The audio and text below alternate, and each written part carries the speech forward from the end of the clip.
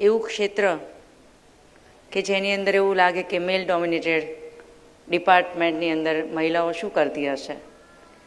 અને ઘણા બધા વર્ષો આઝાદી પછી એવા ગયા કે મહિલાની જગ્યાઓ ખાલી જાય રિક્રુટમેન્ટમાં. આમ બેરોજગારી, સમાજમાં ઘણા બધા નોકરી માટે ફરતા હોય, પણ એઝ અ મહિલા તરીકે આર્મીમાં કે યુનિફોર્મ સર્વિસમાં જગ્યાઓ ભરાતી નહોતી. અત્યારે તો 33% રિઝર્વેશન પણ છે. મેમે જેમ ડૉક્ટર દર્શિતા મેમે વાત કરી, સરે વાત કરી. અને હવે બધી જ જગ્યાએ અત્યારે તમે જોયું હશે કે 10 લાખ લોકો રનિંગ કરી અને પોલીસ ડિપાર્ટમેન્ટમાં આવવા માટે તત્પર છે. મારે ખાલી નાનકડી એટલી વાત કરવી છે કે અમદાવાદમાં મારો ઉછેર થયો. મારા ફાધર ઇન લો બે ઇસરોમાંથી સાયન્ટિસ્ટ તરીકે રિટાયર્ડ થયા. એટલે કૂવામાંના દેડકા જેવી જિંદગી અમારા ઘરોમાં નહોતી, એટલી હું નસીબદાર. પરંતુ આપણે જે સમાજમાંથી આવીએ છીએ, જે કોમ્યુનિટીમાંથી આવીએ છીએ, એના વર્ષોથી ચાલતા પરંપરાગત રૂઢિચુસ્ત અમુક વિચારસરણી એવી વણાઈ ગઈ હોય કે એને અંધશ્રદ્ધા ગણો કે ઘણું બધું. તો જ્યારે 10થમાં મારા બહુ સારા માર્ક્સ આવ્યા ને, તો બધાએ બહુ જ પ્રેશર મારા ફાધરને કરેલું કે એને પીટીસી કરાવી દો, એટલે ટીચર બની જાય, જલ્દી મેરેજ થઈ જાય. અને એ વખતે પીટીસી એટલે પરણવાનું તાત્કાલિક સર્ટિફિકેટ એવું કહેતા કે બધું 20 વર્ષે તો ફેમિલી પ્લાનિંગ પૂરું થઈ ગયું 2 બાળકો સાથે. તો મેં કીધું ના પપ્પા, મારે તો આગળ ભણવું છે. તો ત્યારે કંઈ એવું એમ્બિશિયસ નહોતું કે ભાઈ મારે આઈપીએસ બનવું છે કે હું કલેક્ટર બની જાઉં, કે એવી ખબર જ નહોતી પડતી. યુપીએસસીનું ફૂલ ફોર્મ પણ કદાચ નહોતું આવડતું. ખાલી એટલી ખબર હતી કે મારે આત્મનિર્ભર થવું છે, મારું આત્મસન્માન સચવાય એવું મારે જીવનમાં કંઈક કરવું છે, એટલી જ ખબર પડતી હતી. પછી જેમ જેમ પર્સન્ટેજ આવતા ગયા, એમ આગળ વધતા ગયા. તો હું કોઈ એક્સ્ટ્રા ઓર્ડિનરી બ્રિલિયન્ટ સ્ટુડન્ટ કદી રહી જ નથી. અને મને જીવનમાં હંમેશા એવું લાગ્યું છે કે મિડલ ક્લાસ અને સતત મહેનત કરવાવાળા કદી પાછળ નથી આવતા. એટલે આપણે કેટલા બ્રિલિયન્ટ છે એના કરતાં તમે કેટલા ધગસથી એની પાછળ મંડ્યા રહો છો ને, એ કદાચ વધારે જરૂરી છે એવું મને મારા પોતાના એક્ઝામ્પલમાં લાગ્યું છે. તો ડૉક્ટર બનાવી એટલા પર્સન્ટેજ ના આવ્યા, એટલે આવી રીતે 2 મેડમ બેઠા છે, એવા ડૉક્ટર બનાવ્યું નહીં, એટલે મેં બીએસસી વિથ માઇક્રોબાયોલોજી કર્યું. પછી મને જવું હતું આર્મીમાં, એનસીસી રાખ્યું હતું કોલેજમાં, એટલે ખૂબ આમ સપના હતા. પણ પછી એમાં પણ એન્ટ્રન્સ એક્ઝામ્સ જે છે એમાં કોલ લેટર જ ના આવ્યો, ખબર નહીં મેં બરાબર ભર્યું નહીં હોય. પછી કોમ્પિટિશનની તૈયારીઓ આવી, નેશનલ લેવલમાં ખબર પડી કે આવું પણ કંઈક હોય. તો મને તો બહુ જ આશ્ચર્ય લાગ્યું હતું કે કોઈ પરીક્ષા પાસ કરી અને સીધા ક્લાસ 1 ક્લાસ 2 ઓફિસર બની જવાય. કારણ કે એ જમાનામાં મેં તો એવું સાંભળ્યું હતું કે બહુ લાગવગ જોઈએ, બહુ પૈસા જોઈએ, બહુ ઓળખાણ હોય ને તો સરકારી નોકરી મળે. એટલે આ સમાજની પ્રવૃત્તિ માન્યતામાં અમારા મગજમાં પણ હતી. પણ જ્યારે એવી ખબર પડી કે ના એવી એક્ઝામો હોય કે જેને પાસ કરો ને તો કોઈ લાગવગની જરૂર નહીં, સીધા જ તમે ક્લાસ 1 બની જાઓ. એટલે મારા માટે બહુ એટ્રેક્ટિવ લાગ્યું કે તો એક્ઝામ પાસ કરવી તો આપણે ગમે તે કરી નાખીએ, એક એક્ઝામ જ પાસ કરવી છે ને, એની પાછળ આટલું તો પાવર મળે છે એ પણ ખબર નહોતી. મને તો એવું જ હતું કે ભાઈ સિક્યોર તમને સેલેરી મળે, એક સ્ટેટસ થઈ જાય અને તમે તમારી લાઈફમાં સેટ થઈ જાઓ, બસ આટલી લાલચ. અને પછી કોમ્પિટિશન એક્ઝામ્સમાં ચાલતા ગયા 3 વાર જીપીએસસી પાસ કરી. એઝ અ રિસર્ચ ઓફિસર 10-11 મહિના ઇસરોમાં પણ જોબ કરી. અને પછી બહુ નોલેજ વધી ગયું ને, એટલે બધે બહુ વાર નપાસ થયા. સ્પર્ધાત્મક પરીક્ષામાં નપાસ થવું ને એ બહુ કોમન વસ્તુ છે. જેટલી વાર નપાસ થાવ એટલી વાર નેક્સ્ટ એક્ઝામમાં સારા માર્ક્સ આવે, એટલે નપાસ થવું પણ એમાં જરૂરી હોય એવું થઈ ગયું. તો એ કરતાં એવી ખબર પડી કે હું યુનિફોર્મ સર્વિસ માટે વધારે પરફેક્ટ છું. એટલે બહુ જ બધી જોબ મેં છોડી, બહુ જ બધી કેરિયર ચેન્જ કરી. દૂરદર્શનમાં પણ કામ કર્યું, ઓલ ઇન્ડિયા રેડિયોમાં કામ કર્યું, માસ કોમ્યુનિકેશનમાં માસ્ટર ડિગ્રી લીધી. અત્યારે પણ ભણું છું, કથક ડાન્સર પણ છું, ક્લાસિકલ મને ગમે છે. તો એટલે મારે તમને બધાને એવું કહેવું છે કે તમારા હોબી, તમારા પેશન અને તમારી ઈચ્છા શક્તિઓને બાંધી ના દો. તમને બધા જ સપોર્ટ કરશે જો આપણે આપણી લિમિટમાં, સ્વચ્છંદતામાં નહીં જઈએ.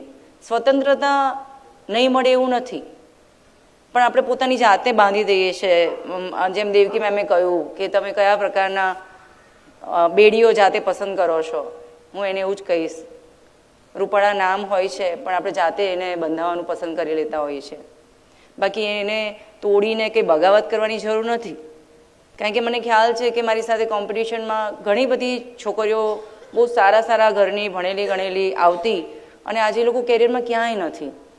તો આજે હું જ્યારે એનાલિસિસ કરું છું તો મને લાગે છે કે ભણવાની ઉંમરે, કેરિયર બનાવવાની ઉંમરે અથવા સપના પૂરા કરવાની ઉંમરે ક્યાંક ડાયવર્ટ થઈ ગયા, અથવા તો એમના માતા પિતાએ જેના માટે વિશ્વાસ મૂકી અને કામ કરવા માટે કર્યું હોય એમાંથી ડાયવર્ટ થાય એટલે માતા પિતા પહેલું શું કે આપણે હવે કંઈ ભણવાની જરૂર નથી, અથવા આટલા નાઇટમાં કોઈ તમારે કોચિંગ સેન્ટરોમાં જવાની જરૂર નથી, અથવા નાઇટ શિફ્ટ ચાલે એવી નોકરીઓ કરવાની જરૂર નથી, અથવા તમે કોની પાછળ બેસીને ગયા હતા, કઈ ગાડીમાં ગયા હતા, કેમ ત્યાં પાનના ગલે ઊભા હતા, વગેરે વગેરે વગેરે પ્રશ્નોના જ્યારે જવાબ આપવાના થાય તો તમે પોતે પોતાના કેરેક્ટર માટે બહુ કોન્ફિડન્ટ હોવા જોઈએ.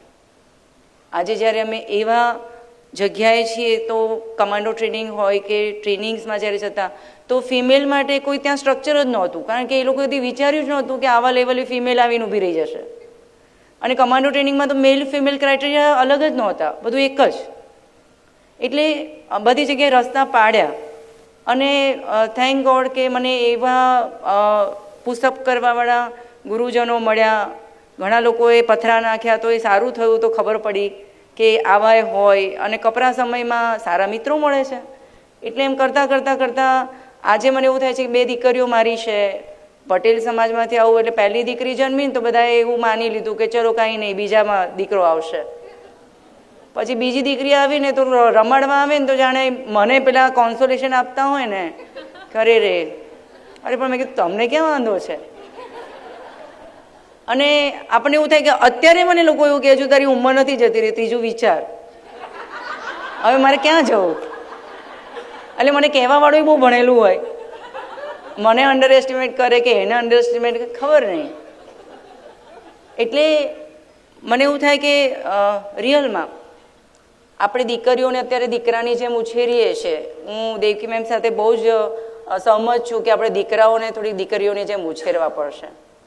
જો ઘરનું કામ કે પછી કુકિંગ કે બાળકોની સાર સંભાળ કે સ્વચ્છતાના હાઇજીનના નિયમો આપણે એવું માનતા હોઈએ કે મજૂરી છે કે એક નકામું છે, ભણેલા ના કરે, બોયઝ ના કરે, આ ના કરે, આવા બધા જો ગ્રંથિઓમાં રહીશું તો ફ્યુચરમાં આપણે હેલ્ધી ફેમિલી કે હેલ્ધી સમાજ નહીં જોવા પામીએ. અમે એના પ્રશ્નો બહુ જ અત્યારે ફેસ કરી રહ્યા છે. એ લવ મેરેજ હોય કે એરેન્જ મેરેજ હોય, ખૂબ અમારા ત્યાં સીધા અમારા પાસે જ આવી જાય છે.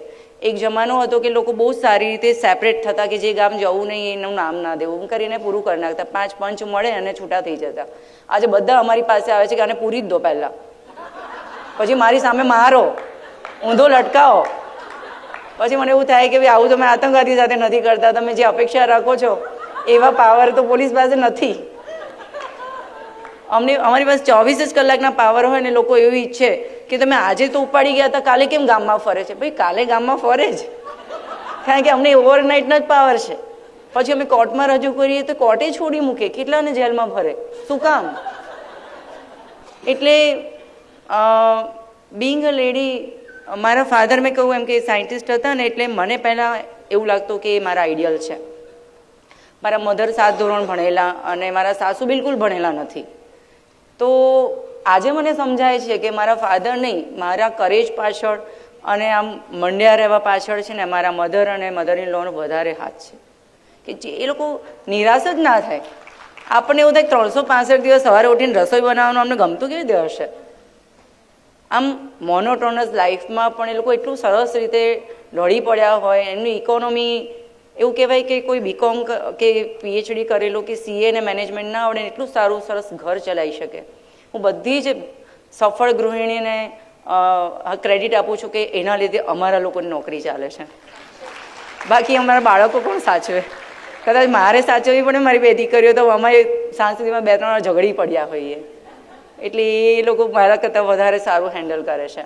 મને હંમેશા એવું લાગે કે મેમે થેન્ક યુ મેમ, તમે મને ક્રેડિટ આપી, પણ એ ટીમ વર્ક છે કે જંગલેશ્વરનું મેગા ડિમોલેશન કર્યું ત્યારે 3000 જેટલી ફોજ હતી અને અમારું મેઇન ટાર્ગેટ એ હતું કે અમારા કોઈ માણસ ઉપર એટેક ના થાય. બીજું કે અમારી મેઇન જવાબદારી હતી કે રાજકોટ મ્યુનિસિપલ કોર્પોરેશનની ટીમ, મેડિકલ ટીમ અને ફાયરની ટીમ અને પીજીવીસીએલની ટીમ, એમ ઘણી બધી ડિપાર્ટમેન્ટની ટીમ્સ અમારી સાથે હતી. તો એને પણ કંઈક ન થવું જોઈએ. અને પ્લસ પ્રજા, જે તે પ્રજા એ છે ને એ આપણી જ છે, એ પણ આપણા જ નાગરિકો છે, એટલે એને પણ કોઈ તકલીફ ના થવું જોઈએ. અને ભંગાર વીણવાવાળા ગરીબ માણસો જે અંદર દટાઈ ના જાય ક્યાંક બાળકો લાલચમાં, તો એટલું બધું પ્લાનિંગમાં ડે એન્ડ નાઇટ ચિંતા કરીને ચેન્જ કરવું પડે ને, તો તમામને એવું શીખવાડવું પડે કે ભાઈ બોડી લેંગ્વેજ સરખું રાખો, ભાષા સરખી રાખો. કારણ કે પોલીસની ભાષા એટલે બધાને ખ્યાલ છે. આમ એમને એવું થાય કે ટ્રાફિક પોલીસ ઊભા રાખે ને તો એવું થાય કે સવાર સવારમાં ક્યાં ભડકાઈએ એમ. તો બહુ જ કંટ્રોલ કરીને કરવું પડે કે ભાઈ હવે આપણે અંગ્રેજોના જમાનાની પોલીસ નથી, કોમ્યુનિટી પોલીસિંગની ખૂબ જરૂર છે એમ. અને આજે પણ બધાને એવું કહેવું પડે છે કે બધાને ખબર છે કે 100 નંબર ડાયલ કરો કે 108 ડાયલ કરો તો તરત હેલ્પલાઇન મદદ કરે છે, પણ કેટલા ડાયલ કરે છે? ખૂબ ડિસ્ટન્સ રાખે છે અને આડાઅવડા એવા લોકોને પૂછતા હોય છે કે જેને પોતાને જ ખબર ના હોય. હું તમને બધાને આજે એવી વિનંતી કરીશ કે તમારે પોતાને કંઈ તમારી સાથે ન બન્યું હોય પણ બીજા સાથે બન્યું હોય અથવા તમને સલાહ પણ લેવી હોય ને તો આરામથી 112 ડાયલ કરો. અત્યારે બધા જ હેલ્પલાઇન મર્જ થઈ ગયા છે. એ 108 હોય કે 181 હોય કે 100 નંબર હોય કે 101 નંબર હોય, કોઈ પણ. અને હવે પહેલાંના જમાના જેવું નથી કે તમને એંગેજ આવ્યા કરે, પોલીસ આવે નહીં. આપણા રાજકોટ સિટીનો રિસ્પોન્સ ટાઈમ માત્ર 7 મિનિટ છે. કોઈ પણ PCR વાળને તમે કરશો 7 મિનિટમાં તમે જ્યાં કહેશો ત્યાં આવી જશે. અડધી રાતે તમે ક્યાંય પિક્ચર જોઈને પાછા આવ્યા છો અથવા ટ્રેનમાંથી ઉતર્યા કે પ્લેનમાંથી ઉતર્યા અને તમને ઘરે જવા માટે કંઈ મળતું નથી, અથવા તમે કોઈની સાથે ફરવા ગયા ત્યાં ઝઘડો થઈ ગયો ને એને છોડીને તમારે ઘરે એકલા આવવું છે, બતાવ છા હું મારા રસ્તે તું તારા રસ્તે, તો બિલકુલ ગભરાશો નહીં. ત્યારે પણ તમે 112 ડાયલ કરશો ને તો અમે તમને ઘરે મૂકી આવીશું. એટલે અમે એવું નહીં કહીએ કે અમે કંઈ રિક્ષાવાળા છીએ કે અમે ઓલા ઉબરવાળા છીએ કે તમે અમને ફોન કર્યો છે, એવું નહીં કહીએ. કારણ કે એને પણ અમે અમારી ડ્યુટી તરીકે જોઈએ છે કે કોઈક માણસ સુરક્ષિત એના ઘરે પહોંચવું જરૂરી છે. એના માટે 24/7 અમારી આ જોબ છે. તો અગેન નમ્ર બધાને વિનંતી કરીશ કે આપણે બધા જ એકબીજાને એટલું બધું રિસ્પેક્ટ કરીએ અને રિસ્પેક્ટ માંગીએ નહીં. અમને એટલી બધી મહિલા અને પુરુષો મળતા હોય છે ને કે એની એક જ ફરિયાદ હોય છે કે મને કોઈ સમજતું નથી. મને એવું થાય કે આપણે જ આપણી જાતે નથી સમજતા તો બીજા ક્યાંથી સમજે? તો એ માંગવાની વસ્તુ નથી. આત્મસન્માન જે છે ને એ પોતાની જાતને આપવાની, કમાવાની વસ્તુ છે એવું મને પોતાને લાગે છે. અને આપણે પોતાની જાતને એટલું બધું સન્માન આપીએ ને તો કોઈની જરૂર જ નથી કોઈ આપણા વખાણ કરે. એટલે આપણે આમ અંદરથી છલકાતા રહેવું. જય હિન્દ.